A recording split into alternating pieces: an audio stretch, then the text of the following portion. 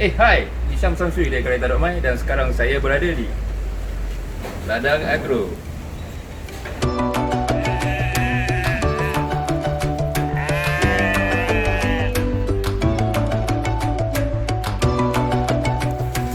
Ini adalah butter Belgian Blue.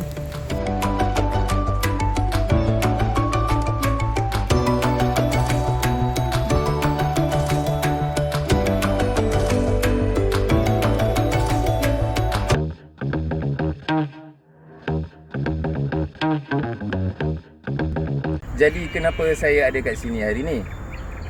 Sejak 2017, lebih 170 kes yang dilaporkan oleh LPT tentang kerosakan pagar mereka. Ada yang rosak, ada yang hilang terus. Dan sejak 2018, sebanyak 5 juta ringgit dibelanjakan oleh LPT untuk membaik pulih pagar-pagar ini.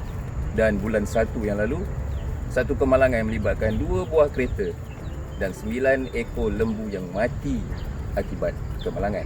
Perkara ini sangat membimbangkan. Jadinya hari ini saya bersama dengan Encik Tat sebagai pengusaha ladang agro di sini.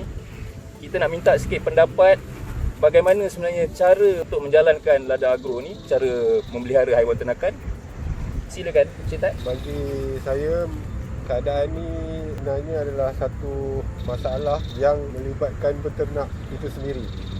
Kerana dalam peternakan ni ada beberapa cara yang kita gunakan untuk menternak haiwan seperti lembu ni, iaitu secara intensif, semi-intensif dan ekstensif. Bunyi dia agak ni, boleh terangkan secara Kalau macam saya punya cara ternakan ialah semi-intensif, di mana saya mengeluarkan lembu daripada kandang selama 3 atau 4 jam setiap hari hanya untuk meragut.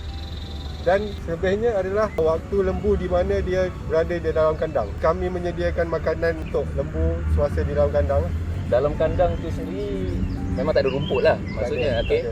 Cuma bila dalam kandang dia ada makanan dia sendiri, dan bila time dia ke padang ragut 3 jam 3 ke 4 jam di padang ragut kami letak di tempat-tempat tertentu dan bertambat.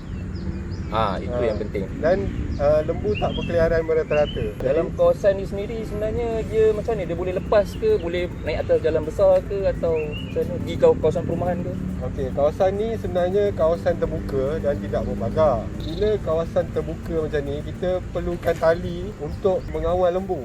Jadi setiap kali kita keluarkan daripada kandang untuk meragut, dia akan dipancangkan ke tanah di kawasan-kawasan tertentu. Pancang, okey. Pancang dia, alat tu ialah tali, tambat, pancang dekat tanah lah kan. Ya. Jadi dia akan makan rumput tapi dia dekat kawasan yang yang terkawal je lah.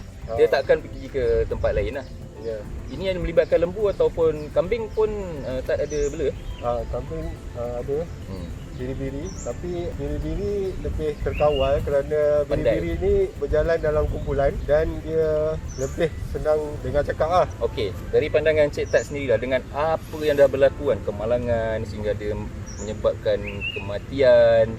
Yelah, benda ni semua menyusahkan orang awam lah, yang sebenarnya tak ada terlibat pun dalam dia punya peternakan tu, okey?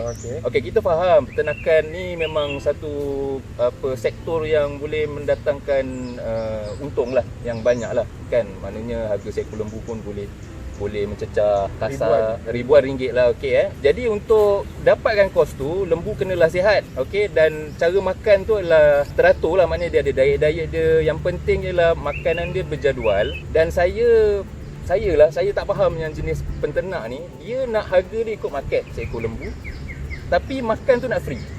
Faham? Maknanya dia biarkan je melilau-lilau makan sana, pergi bantai tong sampah rumah orang. Jadi pandangan Cik Tat lah benda ni, patut ke tak patut ke? Kebanyakan peternak yang ada dekat Malaysia ni, dia adalah peternak yang lahir secara tradisi. Maksudnya dia mungkin mewarisi peternakan ni daripada datuk nenek kepada ayah, ibu. Jadi kawasan yang diorang ternak tu belum dibangunkan sebelum ni.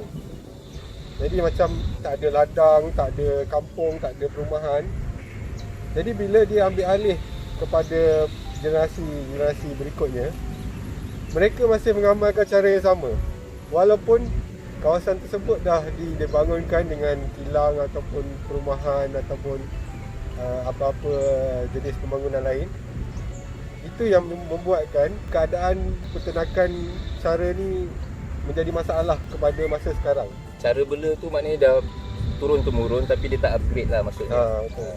Yelah, benda-benda macam ni selain daripada membahayakan orang, dia mengganggu kehidupan orang lain. Yelah, datang rumah orang, dia citai pokok, dia makan pokok, citai sampah.